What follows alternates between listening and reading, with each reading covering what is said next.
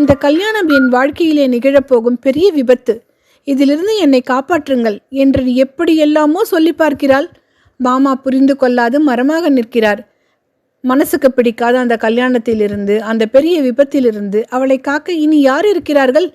விக்கி விக்கி அவள் அழுது கொண்டே போனாள்.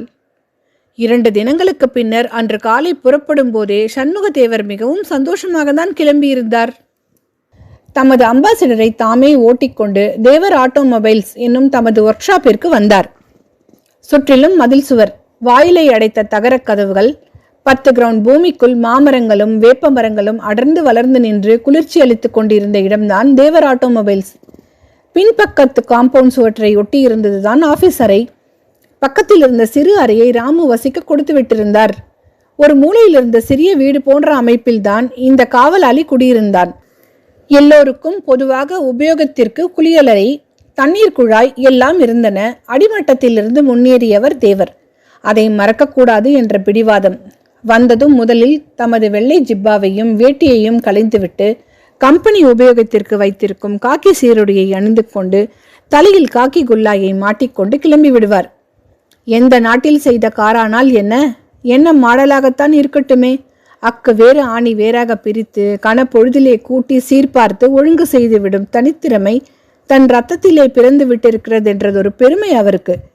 ஸ்பேனரும் கையுமாக காக்கி சீருடையில் மேலும் கீழும் வேலை செய்யும் ஆட்களை மேற்பார்வையிட்டு வரும் அவரை கண்டால் அங்குள்ளவர்களுக்கு மிக்க அச்சம்.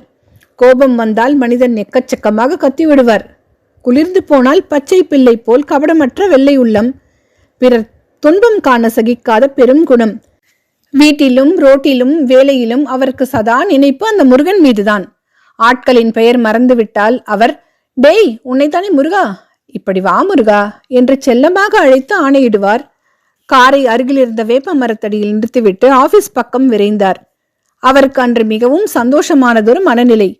முதல் நாள் மாலை பல நாட்களாக இழுத்தடித்துக் கொண்டிருந்த அந்த வாடிக்கைக்காரனிடமிருந்து அந்த பெரிய செக் தபாலில் வீட்டிற்கு வந்துவிட்டிருந்தது. கிடைக்காது என்று உதறிவிட்டு மறந்து போயிருந்த பணம் புதையல் போல் 3800 ரூபாய்க்கு செக்காக வந்தபோது அவருக்கு தாங்கொனா மகிழ்ச்சி. காலை பூஜையின் போது முருகன் திருவுருவத்தின் பாதங்களில் அதை வைத்து எடுத்து கண்களில் ஒற்றிக்கொண்டு பின்னர் பையில் போட்டுக்கொண்டு கிளம்பியிருந்தார். எல்லாம் அவன் கொடுப்பது என்ற தீவிரமான நம்பிக்கை. ஒரு சிறு தகரப்பெட்டியில் சில சாமான்களுடன் ஆரம்பித்த தொழில் இப்போது நகரத்தில் உள்ள பெரிய புள்ளிகளின் வெளிநாட்டுக்கார் எல்லாம் கியூ வரிசையில் தேவர் ஆட்டோமொபைல்ஸில் சர்வீஸுக்காக சில்லறை ரிப்பேருக்கு காத்திருக்க வேண்டிய அளவு தொழில் பெருகிவிட்டிருந்தது. அவர் கீழ் பல ஆட்கள். அடையாறில் பங்களா. ஆசையுடன் மாமன் என்று அவர் கையை பிடித்த மகராஜியின் கழுத்திலே வைர அட்டிகை. ஏராளமாக பணம் குவிந்து கொண்டு போயிற்று. அத்துடன் அந்த முருகன் மீது அவர் கொண்டிருந்த பக்தியும் தாராளமாக புரண்டு ஓடும் பெரும் நதி போல் பெருகிக் கொண்டுதான் போயிற்று. காந்திமதி அவர் மனைவி காலையில் அவருக்கு பிடித்த இடியாப்பத்தை காஃபியுடன் பரிமாறினாள். தேங்காய்ப்பூ தூவி பாலும் சர்க்கரையும் போட்டு பக்குவமாக அவள் இலையில் வைத்த இடியாப்பம். அவர் வாயில் போடும் முன் கரைந்தது அதன் ருசி. வயிறு குளிர்ந்து மனம் குளிர்ந்து அவர் புறப்பட்டு வந்திருந்தார். இத்தனை மாந்தருக்கும் ஒரு கோயில் போதாது. சத்திய திருநாயகா முருகா, சத்திய திருநாயகா முருகா. சிந்து பைரவியில் அமர்க்கலமாக அமைந்த அவருக்கு பிடித்த அந்த பாட்டை பாடிக்கொண்டே ஆபீஸ் கதவை திறந்தார். உடையை மாற்றிக்கொண்டார். ஜன்னல் கதவுகளை திறந்து விட்டார். புன்னகைத்த வண்ணம் அபய அஸ்தம் அருளி நின்ற அவரது குலதெய்வத்தின் படத்திற்கு ஓர் ஊதுவத்தியை ஏற்றி வைத்து கும்பிட்டார். மறுபடியும் அடிக்குரலில் அதே அடியை முணுமுணுத்துக் கொண்டு ஸ்பானரை கையில் வாங்கி கொண்டு திரும்பினார். அதற்குள் ஆபீஸிற்கு வெளியே இருந்த போன் அலறியது. பென்ஸ் கார் அடியில் கிடந்த தொழிலாளி ஒருத்தன் எழுந்து வந்து போனை எடுத்தான். ஐயா, போன் உங்களுக்கு. குரல் கொடுத்துவிட்டு மறுபடியும் கார் அடியில் படுத்துக் கொண்டு விட்டான். தேவர் சாரா? என்னை யார் ரிப்பேர் பண்ணியிருக்கிறீங்க? கார்பரேட்டர் தொடலையா? கார் கிளம்ப மாட்டேன்னு சண்டி பண்ணுதே. வாடிக்கைக்காரரின் எரிச்சலான குரல் மறுபக்கத்திலே அவர் காதை கிழித்தது. யாரது? கோழி மார்க் சோப் குணசேகரமா? நல்லாத்தான் கவனிச்சோம். ஏனோ தானோன்னு கொடுத்துருவோமா? உங்களுக்கு எங்களை தெரியாதா? என்னங்க அப்படி சொல்லிட்டீங்க? ஆமா, இப்ப எங்க இருந்து பேசுறீங்க?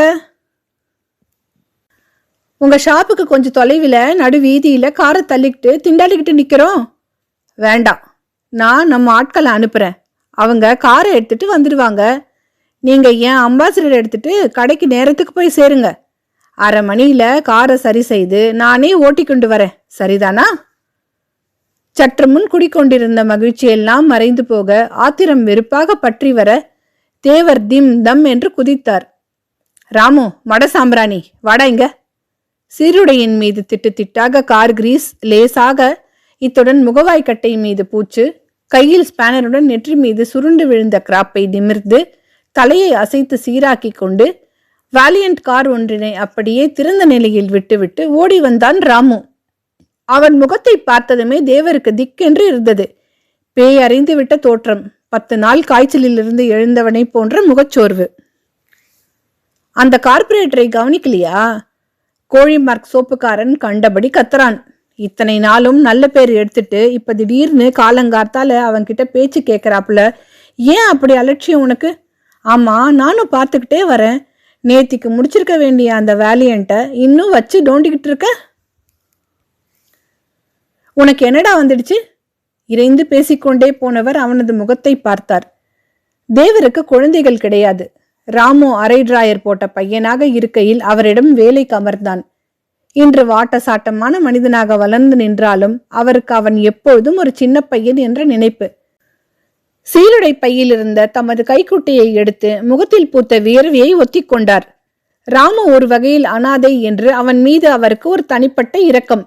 நம்பிக்கைக்கு உகந்த நாணயமான ஆளை உலகம் முழுவதிலும் தேடினாலும் ராமுவை போல கிடைக்க மாட்டான் என்ற அசையாததொரு நம்பிக்கையும் அவன் மீது உண்டு. காலையில் முதலாக அவனை கூப்பிட்டு கடா புடா என்று கத்திவிட்டோமே என்ற குற்ற உணர்வில் அவர் வயிறு புரண்டது. டேய் ராமு, காஃபி சாப்பிட்டியா? கவலையுடன் தாழ்ந்த குரலில் விசாரித்தார். தலையை ஆட்டினான் அவன். தேவருக்கு மிக்க வேதனையாக இருந்தது. பட்டினியும் பசியுமாக ஆட்கள் வேலை செய்வதை அவர் விரும்புவதே இல்லை. எல்லாம் இந்த ஒரு சான் வயிற்றுக்குத்தானே இம்மாம் பாடுபடுறோம். உன்னை யார் பட்னியா வேலை துவங்க சொன்னாங்க? ஆமா, இங்க என் பின்னாலவா. ஆபீஸ் அறைக்கு அழைத்துச் சென்றார். பெத்தவன் ஆட்டமா கேக்குறேன், உண்மையை சொல்லு. 2 நாளா ஏன் ஒரு மாதிரியா இருக்க? கீழ் உதட்டை கடித்து கொண்டான் ராமு. ஒண்ணுமில்ல, என் அக்கா மகளுக்கு கல்யாணம். போ, சீர் எடுக்கணுமே, பணத்துக்கு எங்கே போவோம்னு கவலை. ஆமா, முந்தா நாள் சாயங்காலம் அந்த பெண் கூட இங்க வந்து நின்னு உன்கிட்ட பேசிட்டு போச்சே, அதுக்கா கல்யாணம்? பற்களை காட்டி பரவசமாக சிரித்தார் அவர் உரத்த குரலில். பிடிக்காத இடத்துல என் அக்கா புருஷன் அதை கட்டி கொடுக்கிறார். சொல்லி முடிப்பதற்குள் ராமு வார்த்தைகளுக்கு தடுமாறினான். அவன் கண்கள் கலங்குவதை கவனித்த தேவர் மனதும் கலங்கியது. ஏண்டா முட்டாள், நீ கோட்டை விட்டுட்ட. முறை பொண்ணுன்னு ஒரு வார்த்தை என்கிட்ட சொல்லியிருந்தா உன் அக்கா புருஷனை நான் பேசி வலிச்சு போட்டிருப்பேனே என்றவாறு மேஜை இழுப்பறையை திறந்தார். 10 ரூபாய் நோட்டொன்றை எடுத்தார். போய் முகத்தை கழுவிக்கிட்டு நம்ம பக்கத்து ஐயர் ஹோட்டல்ல இட்லி காஃபி சாப்பிட்டுட்டு இந்த பிளாஸ்கில் சூடா எனக்கு ஒரு டம்ளர் காஃபியை வாங்கி ஊத்தி எடுத்துக்கிட்டு வா உத்தரவிட்டார். கண்களில் திரண்டு வந்த கண்ணீரை சமாளித்தான் ராமு. நெஞ்சை அடைத்த துன்பத்தை விழுங்கிக் கொண்டு அந்த சீருடையிலேயே வெளியே கிளம்பினான். அன்று மாலை காய்கறி வாங்க புறப்பட்டிருந்தாள் ராஜம்மாமி. யாரோ கைத்தட்டி அழைப்பதை உணர்ந்து திடுக்கிட்டு நின்றாள். உங்களிடம் கொஞ்சம் பேச வேண்டும் சொல்லிக்கொண்டே அருகில் வந்து நின்ற ராமுவை பார்த்து அவள் திகைத்து போய்விட்டாள். இந்த பையனுக்கு உடம்புக்கு என்ன? அவளுக்கு மிக்க வியப்பு. மாமி, கல்யாணம் நிச்சயமாகிவிட்டது, சந்தோஷம். எங்க அத்திம்பேர் குணம் உங்களுக்கெல்லாம் தெரியுமே. சுத்த முரட்டு மனுஷன். நான் வேலை செய்கிற தேவர் ஆட்டோமொபைல்ஸிற்கு கல்யாண கடுதாசியை தபாலில் அனுப்பியிருக்கிறார். அத்தனை திமிர். போகட்டும், அவருக்கு மரியாதை தெரியலன்னா நான் என் அக்காவின் மதிப்பை குலைக்க விரும்பல. அடிநாளிலே அவள் எனக்கு ரொம்ப செஞ்சிருக்கா. அதை மறக்க என்னால முடியல. இந்த கவரில் 1001 ரூபாய் வச்சிருக்கேன். என் முதலாளி கடன் கொடுத்து உதவினார். எனக்கு பந்ததி தெரியாது. மாமா சீருக்கு என்னென்ன வாங்கணுமோ அதையெல்லாம் இதை வச்சுண்டு வாங்கிடுங்க. அகிலாவுக்கு நெலி மோதிரம்னா ரொம்ப ஆசை. வாங்கறத கொஞ்சம் காத்திரமா வாங்கிடுங்க. கண்ணூஞ்சல் புடவை அவளுக்கு பிடிச்சதா பார்த்து வாங்கிடுங்க. அக்கா இல்ல, அதனால அத்திம்பேருக்கு என் சார்பில் வேட்டி அங்கவஸ்திரம் இன்னும் என்னென்ன வாங்கணுமோ குறை வைக்காதீங்க. பணம் போராட்டா சொல்லுங்க. அகிலா பந்தலிலேயே அவ முன்னாலே அவமானப்படாம மாமா சீர் சிறப்பா இருக்கட்டும். சொல்லும் போதே அவன் தொண்டையை துக்கம் அடைத்தது. ராஜம் அவன் கொடுத்த காகித உரையை கையில் வாங்கி கொண்டாள். ராமு, எனக்கு கூட இப்பதான் காலம் தாழ்ந்த புறம் யோசனை வர்றது. எங்காத்து மாமாவை விட்டு புத்தி சொல்ல சொல்லி அந்த அகிலாவை உடக்கே கொடுக்கும்படி பண்ணியிருக்கலாம். குழந்தை எங்களை விட்டுட்டு எங்கேயோ ஒரு பட்டிக்காட்டுக்கு போக போகிறாளேன்னு நினைச்சா வயத்த சங்கடம் பண்றது. யாருக்கு யாருன்னு எழுதி வச்சிருக்கானோ அந்த பிரம்மா, அதுதானே நடக்கும் என்றாள். ராமு பேசவில்லை. பிரமை பிடித்தவன் போல் நின்றான். பின்னால் விழிப்புற்று ரொம்ப தேங்க்ஸ் மாமி கூறிவிட்டு அப்பால் நகர்ந்தான். ரங்கம்மா சத்திரம் காற்றோட்டம் இல்லாத குகை. நகரத்திலே நூற்றுக்கணக்கான கல்யாண மண்டபங்கள் பல வசதிகளுடன் கட்டப்பட்ட பின்னர் அந்த சத்திரத்திற்கு கிராக்கி குறைந்து விட்டது. கல்யாண சீசன் மும்முரத்தில் கூட அதை சீண்டுவார் அதிகம் இல்லை. ஜெகநாதன் வீட்டுக்கு அருகில் இருந்த அதை குறைந்த தொகைக்கு வாடகைக்கு பிடித்திருந்தார். விடியற் காலை முகூர்த்தம். கூட்டமும் அதிகம் இருக்கவில்லை. 2 வீட்டவர்களை சேர்ந்தவர்கள், நண்பர்கள் எல்லோரும் சேர்த்தே 100க்கு மேற்பட்டவர்கள் இருக்கவில்லை. தாலி கட்டியதும் சாப்பாடு. உடனே சம்பந்திகளின் புறப்பாடு. கையோடு பெண்ணை அழைத்துச் செல்ல டூரிஸ்ட் டாக்ஸிகள் 2டன் அவர்கள் தயாராக வந்திருந்தனர். மாமாவின் பரிசான ஊதா வண்ண காஞ்சிபுர பட்டுப்புடவையை அவள் உடுத்தியிருந்தாள். அழுது முகம் வீங்கியிருந்த போதிலும் கல்யாண பெண் என்று அந்த கலை அகிலா பார்க்க உண்மையில் மிகவும் அழகாகவே இருந்தாள். திலீப் திகிலுடன் அக்காவின் புடவை தலைப்பை பிடித்து கொண்டு நின்றான். வாரி எடுத்து அவனை அணைத்து கொண்ட அகிலாவுக்கு நெஞ்சே வெடித்துவிடும் போன்ற துக்கம். ராஜம்மாமி, கொஞ்ச நாளைக்கு திலீப்பை உங்க பக்கத்துல போட்டுண்டு ராத்திரி வேலைகள்ல தூங்குங்கோ. அம்மாவுக்கு அப்புறம் அவன் என் கழுத்தை தான் கட்டிண்டு தூங்குவான். பாவம் குழந்தை திணறினாள் அவள். சித்ரா அக்காவை கட்டி கொண்டாள். பள்ளிக்கூடத்திலிருந்து வந்தா இனிமேல யாரு எனக்கு டிஃபன் கொடுப்பா? யார் தலைவாரி விடுவா? யாரு? பேச முடியாத அழுதாள். கௌஷிக் கூச்ச சுபாவம். அகிலா இனி தங்களுடன் அருகில் இருக்க மாட்டாள், புருஷன் வீட்டிற்கு போகப் போகிறாள் என்று புரிந்ததில் ஏற்பட்ட திகிலிலும் துயரத்திலும் அவன் ஊமையாகி ஒரு மூலையில் நின்று கொண்டிருந்தான். ஜெகநாதனுக்கு துக்கம் தொண்டையை இறுக்கியது. மேலுக்கு பலமுறை கணைத்து கொண்டார். அகிலா அக்கா, அன்னைக்கு தெரியாம உன்கிட்ட கோச்சுண்டு சாப்பாடு தட்ட தள்ளினேன். நினைச்சு ரொம்ப வருத்தப்படுறேன். மன்னிச்சுக்கோ அக்கா. அம்மாவுக்கு அப்புறமா நீதானே எங்களுக்கெல்லாம் அம்மா வாட்டமா ஆதரவா இருந்த. இனி யார்கிட்ட எங்க கஷ்டத்தை சொல்லிக்க போறோம்? விம்மினாள் பானு. அவள் கண்ணீரை தன் புடவை தலைப்பால் அகிலா துடைத்தாள். சித்ரா படிப்புல உன்னை விட கெட்டிக்காரி. ஆனா வயசுல நீ மூத்தவ. வீட்டு பொறுப்பு இனி உன்னுடையது. திலீப்பை பத்திரமா பார்த்துக்கோ. கௌசிக்கு காஃபி பிடிக்காது, கொக்கோ தான் சாப்பிடுவான். கோச்சுண்டு அவனை அடிச்சிடாத. பாவம், எல்லாம் தாயில்லாத குழந்தைகள். பானு, நீ தான் இனிமே அவங்களுக்கு எல்லாம் தாய், மறக்காத. விம்மிக்கொண்டு சகோதரியை இறுக தழுவிக்கொண்டாள் அகிலா. நாழியாச்சு, இன்னும் அங்க என்ன? ஜெகநாதனின் அதட்டல் குரல் வாசலில் ஒலித்தது. எல்லோரிடமும் விடை பெற்று கொண்டு நடந்தாள். அசையாது ஓங்கி உயரமாக மரம் போல் ஒரு ஓரத்தில் நின்று கொண்டிருந்த மாமா ராமுவை கண்டதும் மறுபடியும் அவளுக்கு துக்கம் பீறிட்டு கொண்டு வந்தது. பொங்கி புரண்ட உணர்வுகளை சமாளித்து கொண்டு அருகில் வந்தாள். மாமா, இந்த புடவை எனக்கு ரொம்ப பிடிச்சிருக்கு. மோதிரமும் ரொம்ப அழகா இருக்கு. 2யும் பத்திரமா வச்சிருப்பேன். ரொம்ப தேங்க்ஸ் மாமா. எப்பவும் போல குழந்தைங்கள அப்பப்போ வந்து பார்த்துக்கோங்க. ஏதாவது மனசை விட்டு சொல்லிக்கணும் போல கஷ்டமா இருந்தா உங்களுக்கு கடுதாசி போடலாமா மாமா? திக்கி திணறியபடி கேட்டுவிட்டு நிமிர்ந்து பார்த்தாள். உடலும் உள்ளமும் பதறி போய்விட்டான் அவன். பேஷா அம்மா, கடுதாசி போடலாம். இந்தா, இதை உன் கை செலவுக்கு வச்சுக்கோ என்று சீர்வரிசை போக மீதமாகி விட்டதென்று அவனிடம் ராஜம் கொடுத்த 52 ரூபாய் 10 பைசா பையில் இருந்ததை அப்படியே எடுத்து அவள் கையில் கொடுத்தான். கடுதாசி எழுத தபால் செலவுக்கு அவ கையை எதிர்பார்க்க வேண்டாம். போனதும் பணம் கேட்டுண்டினா நன்னா இருக்காது. அதனால இதை கடுதாசி போடணும்னு தோணும் போது என் ஒர்க் ஷாப் அட்ரஸ்க்கு போடு. சமத்தா இரு. ஆசிர்வதித்தான். விழுந்து நமஸ்கரித்தாள். அவனது கால்களின் மேல் விழுந்த அவள் கண்ணீர் சுட்டது. மௌனமாக விடை பெற்று கொண்டு டாக்ஸியின் பின் ஆசனத்தில் அவள் ஏறிக்கொண்டாள். அவளது கடைசி பார்வை கபடமற்ற அந்த குழந்தையின் பார்வையில் விரக்தி நிறைந்திருந்தது. என் ஆசைகள் எல்லாம் இன்றோடு அஸ்தமித்து போச்சே மாமா. சொல்லாது சொன்ன அந்த பார்வை அவனது உள்ளத்தை சுட்டரித்தது. கூச்சல், குட்பை, அழுகை, விம்மலுடன் டாக்ஸிகள் புறப்பட்டன. தாயார் இறந்த பொழுது அகிலாவிற்கு வயது 18. அந்த இரவை அவளால் மறக்கவே முடியாது. ஒரு நாள் மாலை அஸ்தமிக்கும் முன்பு பாகீரதி இவ்வுலகத்தை விட்டு மறைந்தாள். வழக்கம் போல் காரியங்கள் மிகவும் துரிதமாக நடந்தேறின.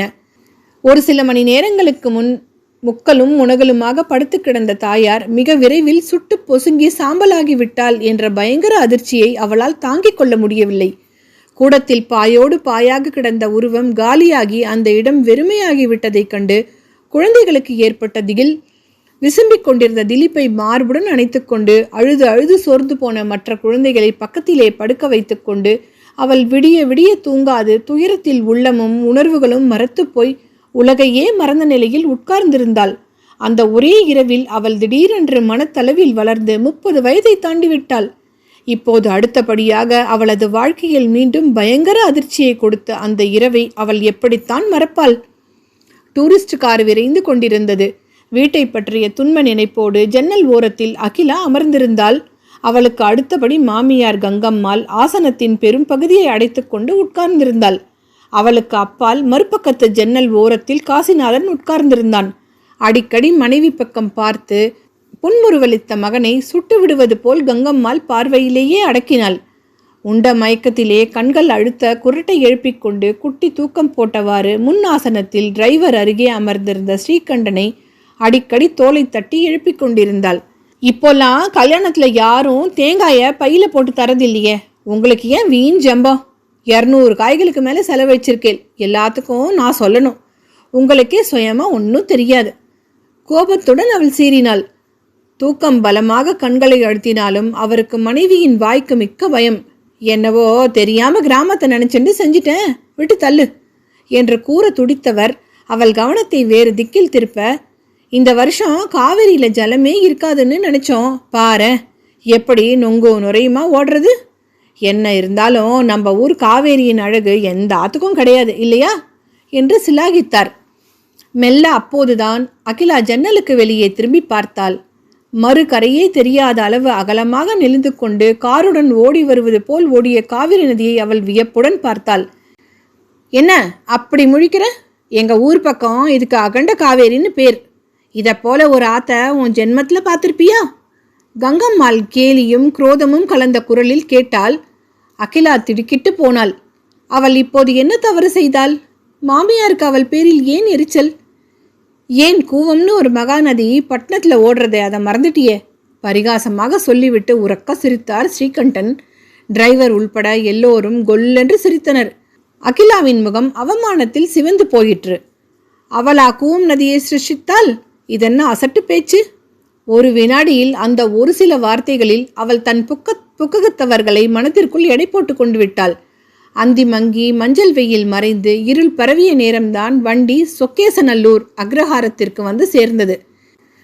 திருச்சிக்கு 30 மைல் தொலைவில் சேலம் செல்லும் பாதையில் இருந்த சொக்கேசநல்லூருக்குள் நுழைந்ததுமே சாலையை ஒட்டியிருந்த பெரிய காரை கட்டிடம்தான் கங்கா பவன் என்ற பிரபல ஹோட்டல். சாலைக்கும் அக்ரஹாரத்தின் முகப்பிற்கும் இடையே இருந்த அந்த ஹோட்டல் பஸ் நிலையத்திற்கும் அருகாமையிலே இருந்ததால் சதா எல் போட இடமில்லாது சாப்பிட வருவோரின் கூட்டம் வந்த மயமாகவே இருக்கும். சாப்பாடும் பிரமாதமாக இருக்கும் என்ற பெயரினால் சேலம் செல்லும் பயணிகளும் பஸ் கண்டக்டர் டிரைவர் அனைவரும் அங்கு நிலையத்திலே வண்டியை நிறுத்திவிட்டு கங்கா பவனில் ஒரு கப் காஃபியாவது வாங்கி சாப்பிடாமல் செல்வது அரிது. அக்ரஹாரம் என்ற பெயரில்தான் மாற்றம் இருக்கவில்லையே தவிர அந்த தெருவில் வசித்தவர்கள் பல வகுப்பையும் சேர்ந்தவர்களாக இருந்தனர். கங்கா பவன் என்று கொட்டை எழுத்துக்களை தாங்கிய பலகையின் மேல் பெரியதாக குழல் விளக்கு ஒன்று எரிந்து கொண்டிருந்தது. நீலமும் பச்சையுமாக பட்டை தீட்டிய வண்ணங்களுடன் கூடிய மாடி கட்டடம் அது. வாயிற்புறத்தில் இரு பக்கமும் வாழை கட்டி அலங்கரித்து வைத்திருந்தனர். பெண்ணும் பிள்ளையும் இறங்கியதும் உள்ளிருந்து ஓடி வந்த ஒரு சுமங்கலி ஆரத்தி எடுத்து கொட்டினாள். வேகமாக உள்ளே சென்ற கங்கம்மாளை பின்தொடர்ந்தாள் அகிலா. வீட்டின் முன்பகுதிதான் ஓட்டல், பின்பகுதியில் அவர்கள் வசித்த வீடு. முன்னரை போன்ற விஸ்தாரமான இடத்தில் இருவர் உட்கார்ந்து சாப்பிட மேஜை நாற்காலிகள் பல போடப்பட்டிருந்தன. ஒரு பக்கம் இருந்த கல்லா பெட்டி அருகில் உட்கார்ந்திருந்தவர் இவர்களை கண்டதும் பற்களை காட்டி மகிழ்ச்சியுடன் வரவேற்றார். நாட்டு பெண் வந்தாச்சா? பிரயாண சௌகரியமா தானே இருந்தது? நாளைக்கு கிரக பிரவேசத்துக்கும் மற்ற விஷயங்களுக்கும் சாஸ்திரிகளுக்கு சொல்லி ஏற்பாடு செய்ய அவர் முடிக்கவில்லை. கங்கம்மா காலியாக கிடந்த மேசைகளை வெறித்து பார்த்தால் மாத துவக்கத்திலே அந்த வேளையில் வியாபாரம் எக்கச்சக்கமாக இருக்கும். ஒரு 4 நாள் அவள் இல்லை என்றதும் எல்லாம் தூங்குகிறதே. அவள் வயிறு எரிந்தது. வார்த்தைகள் சூடாக விழுந்தன. இதுவரை செலவழிச்சதை இட்டுரொப்ப 8 வருஷத்துக்கு நான் கல்லூரில் ஆட்டணும். கிரக பிரவேசம் அது இது எதுவுமே கிடையாது. சமைச்சு வைக்க சொல்லியிருந்தேனே, ஏற்பாடு பண்ணியிருக்கேலா? அது போதும். உரத்த குரலில் அதட்டியபடியே பின்பகுதிக்குள் வேகமாக நுழைந்த கங்கம்மாள் பரபரப்புடன் மருமகள் பக்கம் திரும்பினாள். இது பட்டினம்னு நினச்சிண்டு மசன்னு நின்னா சாத்தியப்படாது. பின்னால் குளிக்கிற ரூம் இருக்குது. வேலைக்காரியை வெந்நீர் போட சொல்லியிருக்கேன். போய் குளிச்சுட்டு கிரகப்பிரவேசத்துக்கு நாங்கள் வாங்கி வச்ச அந்த புடவையை கட்டிண்டு பூஜை அறை இந்த பக்கம் இருக்குது, போய் விளக்கேத்து. சீக்கிரம் உன் சாமான்களை அந்த ரூமில் கொண்டு வச்சுக்கோ. அதுதான் உனக்கும் காசிநாதனுக்கும் நாங்கள் தயாரித்து வச்சிருக்கிற அறை. கடு என்று உத்தரவிட்டாள். பால் செம்பை கையில் தூக்கி கொண்டு அறைக்குள் நுழைந்த அகிலாவின் நெஞ்சு திக்கு திக்கென்று அடித்து கொண்டது. காசிநாதன் இதுவரை அவளிடம் ஒரு வார்த்தை கூட பேசவே இல்லை. எப்படிப்பட்டவன்?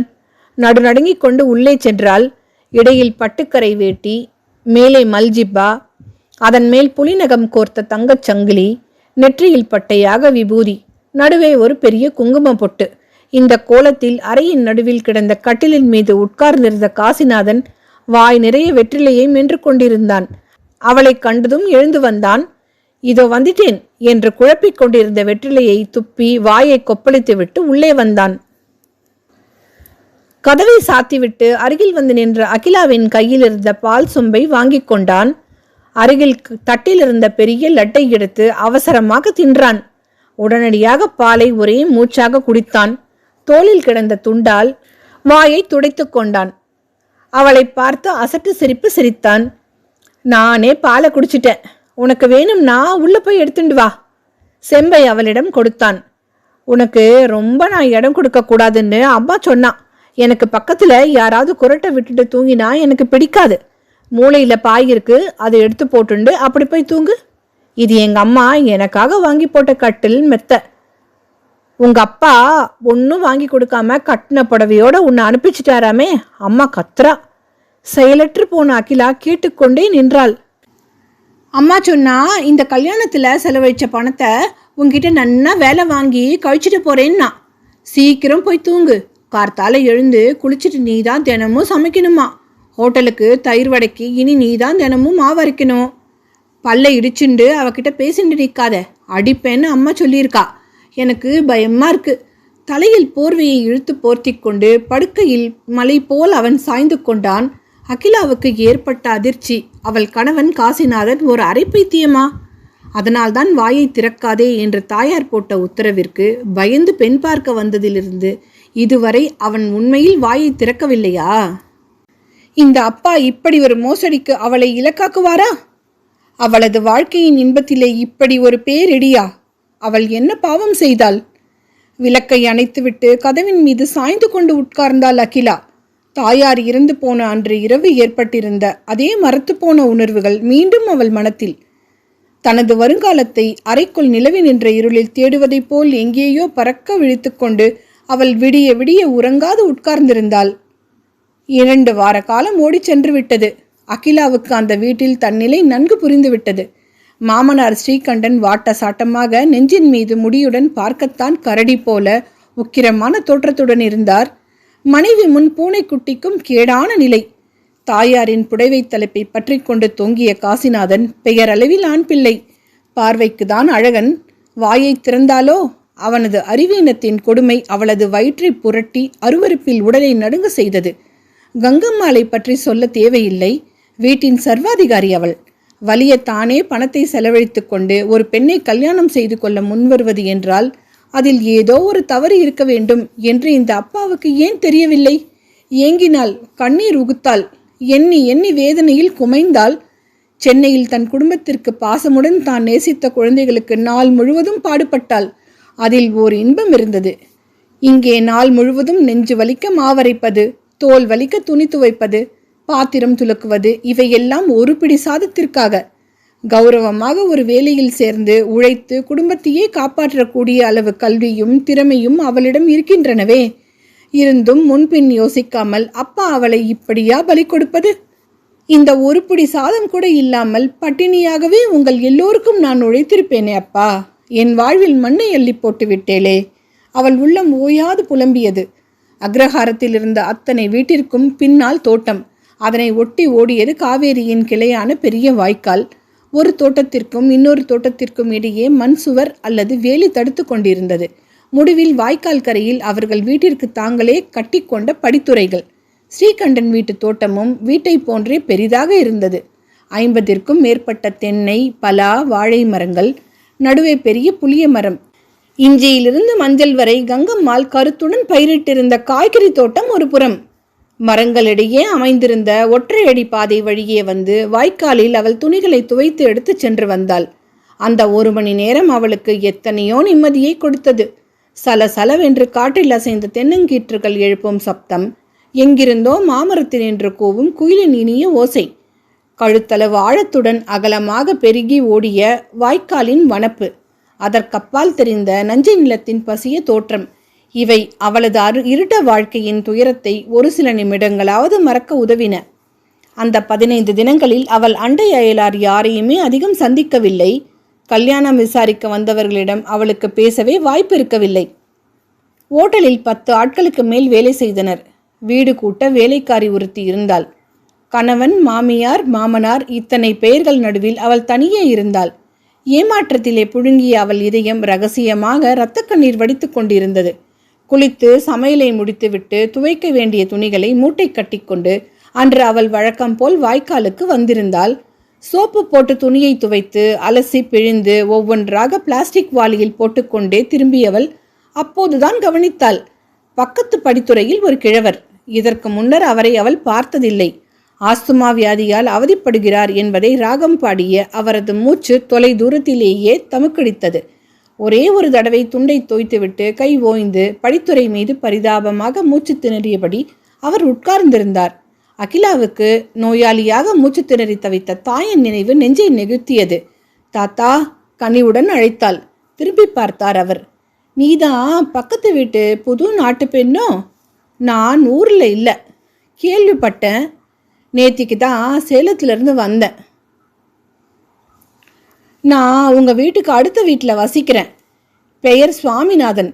ஒரு காலத்தில் பக்கத்தூர் ஹைஸ்கூலில் தமிழ் பண்டிதராக வேலை பார்த்து இப்போ ரிட்டையர் ஆகிட்டேன். கர் என்று பேச முடியாது மூச்சு திணறியது அவருக்கு. ஆத்தில வேற யாரும் இல்லையா உங்களுக்கு உதவ? விசாரித்த அகிலா கையை நீட்டி அந்த துண்டை வாங்கி கொண்டாள். கிழவர் மேலே கையை காட்டினார். அவள் போன வருஷம் போயிட்டாள். தனிக்கட்டை.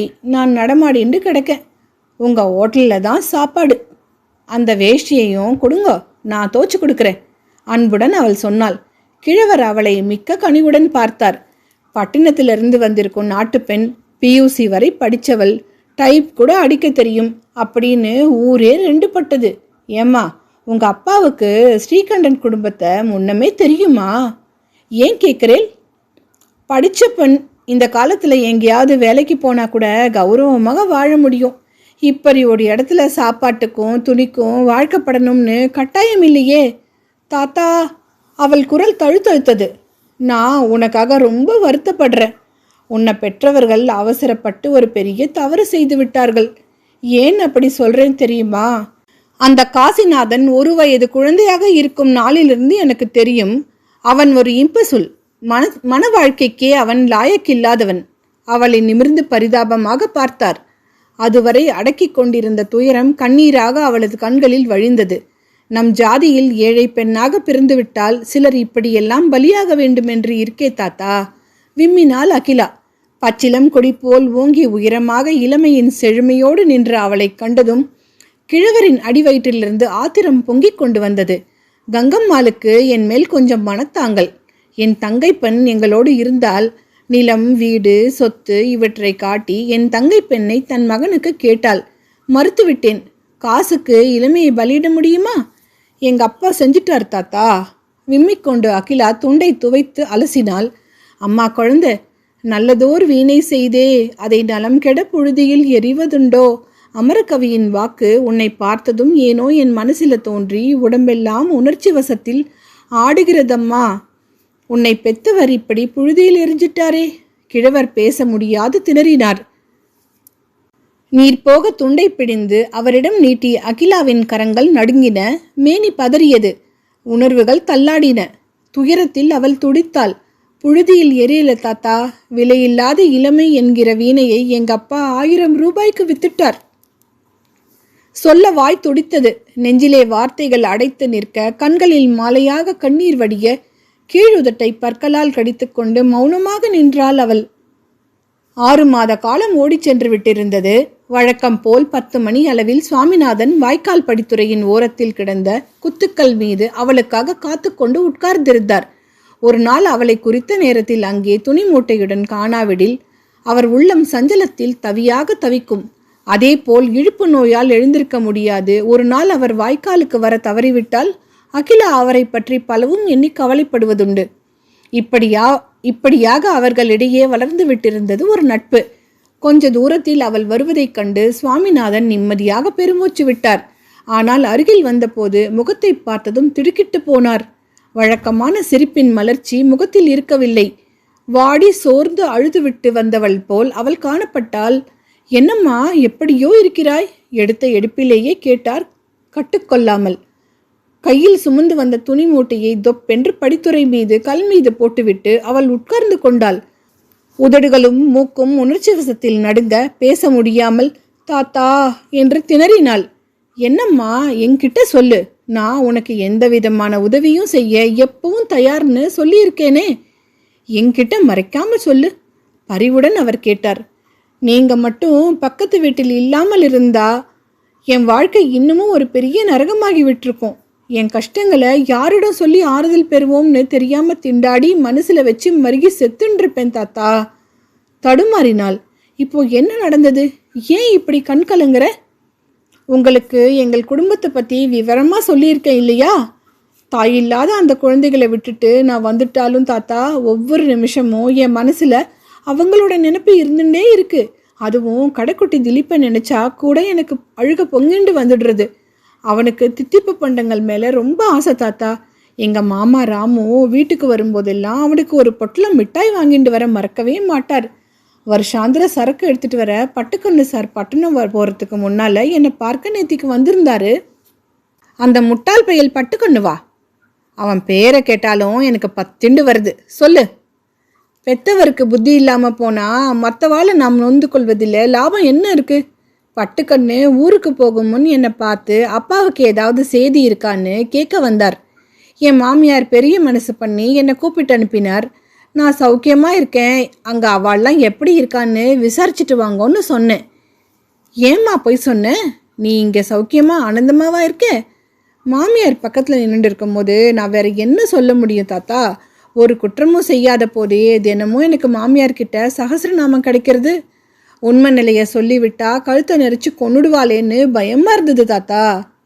அநீதியையும் அக்கிரமத்தையும் கண்டு நீ பயந்து கோழையாயிடக்கூடாது. வாழ்க்கையில் எதை இழந்தாலும் நேர்மையும் துணிவையும் இழக்கக்கூடாதுன்னு பல தடவை சொல்லியிருக்கேனே. எத்தனையோ முயற்சிக்கிறேன், ஆனாலும் என் மாமியாரை கண்டாலே என்னை அறியாமல் ஒரு பயம், ஏனோ தெரியல. சரி, மேலே சொல்லு. கடைக்கு பட்சணம் பண்ணுகிறவர் ஜாங்கிரி பண்ணி அடுக்கி வச்சிட்டு இருந்தார். அதை பார்த்ததும் எனக்கு குழந்தை திலீபன் ஞாபகம் வந்துட்டுது.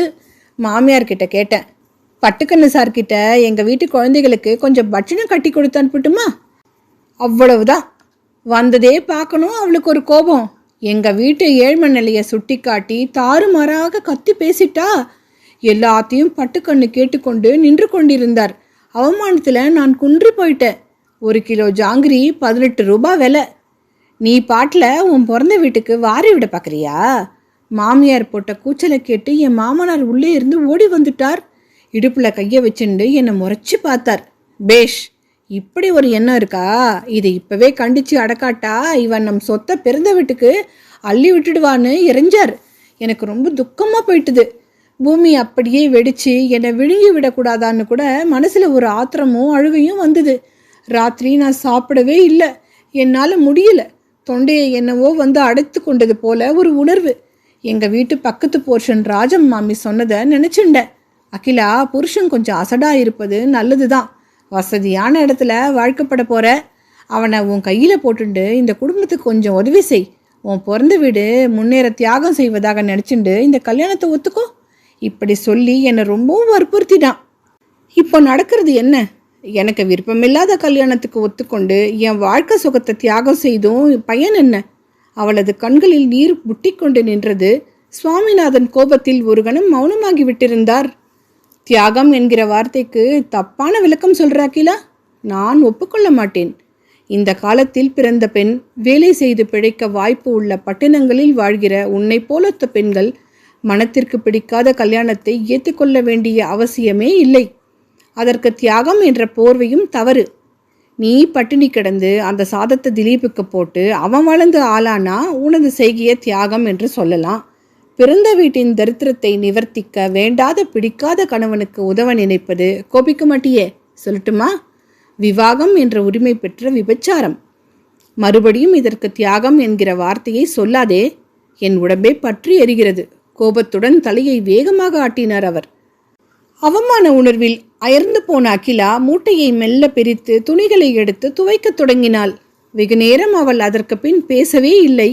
வழக்கம் போல் அவரது துணிகளையும் வாங்கி சோப்பு போட்டு துவைத்து அலசி பிழிந்து கல்மேல் வைத்துவிட்டு அவள் திரும்பிய போது அவர் மெல்ல கேட்டார், ஏம்மா அகிலா, உன் அப்பாவுக்கு உன் நிலையை பற்றி விவரமாக ஏன் கடிதம் போடக்கூடாது? அவர் உனக்கு கடிதம் போடுறாரோ? அப்பா மரியாதையை உத்தேசித்து தனிப்பட்ட முறையில் எனக்கு கடிதம் எழுதுகிறதில்ல. மாமனாருக்கு எழுதுவதில் என்னை பற்றி ஒரு வார்த்தை க்ஷேம விசாரிக்கிறார். என் மாமனார் பதில் போடும்போது கடிதத்தின் அடிப்பக்கத்தில் ஒரு வரி எழுத எனக்கு இடம் கொடுக்கிறார். அவர் கண்காணிப்பில் இருக்கும் அந்த கடிதத்தில் தான் என்னை பற்றி என்ன எழுத முடியும்? உண்மை நிலையை அப்பா தெரிஞ்சு கொண்டா மனசு கஷ்டப்படுவார். அதை தவிர அவரால் இப்போ என்ன செய்ய முடியும்? ராத்திரி வேளையில் தூக்கம் இல்லாமல் தரையில் புரளும் போது என் தம்பி தங்கைகளை நினச்சிண்டு அழறேன். வேற என்ன செய்வேன் தாத்தா? இந்த வீடு எனக்கு ஒரு பெரிய ஜெயில். இந்த கல்யாணம் என் வரைக்கும் ஒரு ஆயுள் தண்டனை. அவள் குரல் உணர்ச்சி வசத்தில் நடுங்கியது. உனக்கு வேண்டியவாளுக்கு ஏதாவது தெரிவிக்க வேண்டி கடிதம் எழுதணும்னா நான் உதவி செய்கிறேன். கவலைப்படாத. நாளைக்கு வரும்போது இந்தியன் லெட்டர் 4-5 வாங்கிட்டு வந்து தரேன். நீ ராத்திரி வேலைகளில் உட்காந்துண்டு ஹோட்டல் கணக்கு வழக்குகளை உன் மாமனார் எழுத சொல்லி கொடுக்கும்போது யாரும் பார்க்காத சமயம் உன் உறவினர்களுக்கு மனசை விட்டு எல்லாம் சொல்லி எழுது. பதில் போட சொல்லாத. இங்கே நடக்கிறது மட்டும் அவளுக்கு தெரியட்டும். விடியற் கால பல் தேய்க்க பின்கட்டுக்கு வரும்போது உங்கள் தாழ்வாரத்தில் ஒரு வெண்டிலேட்டர் இருக்கு பாரு. அதன் வழியே நீ எழுதி வச்சிருக்கும் கடிதாசியை தூக்கி எங்கள் வீட்டு பக்கம் போட்டுடு. நான் எழுந்து வந்ததும் முதல் வேலையை அதை எடுத்து தபாலில் சேர்த்துடுறேன். எப்படி என் யோசனை?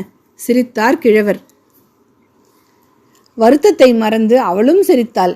பேஷான யோசனை. எனக்கு இப்படி ஒரு தபால் பெட்டி தாழ்வாரத்தில் இருக்குன்னு தெரியாமல் போச்சு. புடவை தலைப்பில் இருந்த முடிச்சை மெல்ல அவிழ்த்து ₹1 எடுத்தாள். உடனடியாக எனக்கு இன்னைக்கே கொஞ்சம் இன்லன் லெட்டர் வாங்கி தயாராக வச்சுருந்து நாளைக்கு இங்கே சந்திக்கும் போது கொடுங்கோ. பணத்தை அவரிடம் நீட்டினாள். நான் வாங்கிட்டு வரேன். என்னத்துக்கு இது? அவர் மறுப்பதை காதில் வாங்கி கொள்ளாது பணத்தை அவர் கரத்தில் வைத்தாள். என் மாமா என் சொந்த செலவுக்குன்னு தனியாக பணம் கொடுத்துருக்காரு. பெட்டியில் பத்திரமா வச்சுட்டுருக்கேன். அதிலிருந்து இந்த ₹1 தலைப்பில் முடிச்சு வச்சுட்டுருந்தேன். நீங்கள் எனக்கு செய்கிற இந்த உபகாரமே ரொம்ப அதிகம். கார்டு கவர் இதுக்கெல்லாம் என் பணத்திலேயே உபயோகிக்க தாத்தா, வற்புறுத்தலாக சொன்னாள். துணிகளை துவைத்து முடித்து கொண்டதும் அவள் வீட்டுக்கு கிளம்ப ஆயுத்தமானால். அவரும் எழுந்திருந்தார். பிளாஸ்டிக் வாளியை தூக்கி கொண்டு படிகள் மீது ஏறிவாள் தயங்கி நின்றாள். அந்த விஷயத்தை பற்றி அவரிடம் கேட்க வேண்டுமென்றே ஆவல். தாத்தா, குழைவாக அழைத்தாள் அவள். அவர் திரும்பி பார்த்தார். நேத்திக்கு என் மாமியார் பலசரக்கு கடையிலிருந்து ஹோட்டலுக்கு தேவையான சாமான்களை வர வச்சிருந்தா. பணம் போதல. கல்லாப்பட்டிக்கிட்ட என் மாமனார் உட்கார்ந்திருந்தார். அவரிடம் போய் துண்டு விழுந்த ₹30 கேட்டு வாங்கி கொண்டு வரும்படி என்னை அனுப்பினார். அப்போ நீங்க கூட அங்கே டிஃபன் சாப்பிட்டு கொண்டு உட்கார்ந்துருந்தீங்க. ஆமாம், நேற்று சாயங்காலம் எனக்கு தயிர் வடைனா உயிர், உடம்புக்கு ஒத்துக்காது. வாயை கட்ட முடியல. தயிர் வடை 2 வாங்கி ஜமாத்தின்னு இருந்தேன். அப்போது நீ அங்கே வந்ததை பார்த்தேன். ஆனால் நான் கவனித்தது போல் காட்டிக்கல. அதுக்கு என்ன? அப்போது உங்கள் பக்கத்தில் அடுத்தபடியாக இருந்த நாற்காலியில் உட்கார்ந்துருந்தானே ஒருத்தன். யாரு? மாநிறமா, சுருட்ட முடியும், கிருதா மீசையுமா, மைனர் செயின், சில்க் ஜிப்பா, வெள்ளை வேஷ்டியுமா இருந்தானே, அவனையா சொல்கிறேன்? அவனையே தான் தாத்தா. அவன்தான் நாகலிங்கம். இந்த ஊரில் பெரிய புள்ளி, பணத்தில் புரள்றவன். அவன் தாத்தா ஒரு பெரிய மிட்டாதார். இப்போது அவன் அப்பா செங்கல் சூளை வச்சு கொள்ளையாக சம்பாதிக்கிறாரு. அத்தனை சொத்துக்கும் ஒரே புள்ள. உன் புருஷனோட படித்தான். காசிநாதனுக்கு புத்தி மந்தம், படிப்பு ஏறல. நாகலிங்கத்துக்கு விஷம புத்தி, படிப்பு ஏறல. அண்டுவார் அடக்குவார் இல்லாமல் தெரிஞ்சான் கொஞ்ச காலம். கல்யாணமானா ஒழுங்காயிடுவான்னு அவன் அப்பன் ஒரு பெண்ணை போன வருஷம் கட்டி வச்சான். அது சிவனேன்னு வீட்டோட கிடக்கு. இவன் மைனர் விளையாட்டு இன்னமும் நிற்கலை. ஏன் கேட்குற? நான் இங்கே வந்ததுலேருந்து கவனிக்கிறேன். இது 2வது தடவை. முதல் முறை அவன் வரலாமான்னு கூட கேட்காம உள்ள தடதடன்னு வந்துட்டான். நான் வடைக்கு மாவரைச்சுட்டு இருந்தேன். நல்ல வேலை மாமியார் பக்கத்தில் பூத்தொடுத்துண்டு உட்காந்துட்டு இருந்தா. பட்டணத்துலேருந்து வந்த படித்த மருமகளுக்கு இப்படி கடினமான வேலையெல்லாம் கொடுக்கலாமா? மின்விசை மாவாட்டும் எந்திரம் எங்கள் வீட்டுக்கு ஒன்று வாங்கி போட்டிருக்கேன், நீங்களும் ஒன்று வாங்கி போடுங்கோ அப்படின்னா. உங்களை போலவா நாங்கள் அத்தனை பணத்துக்கு எங்கே போவோம் என்றாள் என் மாமியார். மிஸ்ஸஸ் காசிநாதன், உங்கள் மாமியார் பேச்சை நம்பாதீங்க. பெட்டியில் அடுக்கடுக்கா நோட்டுக்களை அடுக்கி வச்சிருக்காங்க. என்னை பார்த்து பற்களை காட்டியபடி பகபகவென்று சிரித்தான். எனக்கு அவன் சிரிப்பு நெருப்பாக இருந்தது. நேத்திக்கு நான் பணம் வாங்கிட்டு உள்ளே போக திரும்பின போது அவன் எழுந்து வாஷ்பேசன் கிட்ட வர்றதை போல வேகமாக வந்தான். வந்துட்டு மேலே சொல்ல முடியாது, முகம் சிவக்க நெஞ்சு பதற தடுமாறினாள். சொல்லுமா, அந்த அயோக்கியம் ஏதாவது தாறுமாறாக பேசினானா? உன்னை தனியாக சந்திக்கணும், எங்கே எப்போன்னு சொல்ல முடியுமா என்று தாழ்ந்த குரலில் கேட்டுவிட்டு ஒரு மாதிரி சிரித்தான். நான் நடுங்கி போயிட்டேன். இதை பற்றி நான் யாருக்கிட்டேயும் வாயை திறக்கலை. எனக்கு பயமாக இருந்தது தாத்தா. நல்ல காரியம் செஞ்ச, சொன்னால் உன் மாமியார் நம்ப மாட்டா. அடிநாளில் அவன் அப்பா கிட்டத்தான் ஸ்ரீகண்டன் கடன் வாங்கி இந்த ஹோட்டலை ஆரம்பித்தார். அதனால் உன் மாமியாரும் மாமனாரும் அவனுக்கு இன்னி வர திக்ஸெல்லாம் போட்டுண்டு இருக்கா. அந்த அயோக்கிய பயல் கண்கள் உன் மேலே விழுந்துட்டாப்புல இருக்கு. நீ இனி ரொம்ப ஜாக்கிரதையாக இருக்கணுமா? நான் என்ன செய்யணும் தாத்தா? கவலையாக இருக்கே. தனியாக அவன் கண்களில் எங்கேயும் படக்கூடாது, அவ்வளவுதான். ஆகட்டும் தாத்தா, அப்படியே செய்கிறேன். விடை பெற்று கொண்டு கிளம்பினாள். 2 தினங்களுக்கு பின்னர் அன்றிரவு வழக்கம் போல் உண்டு காசிநாதன் குரட்டை விட்டு கொண்டு உறங்கி கொண்டிருந்தான்.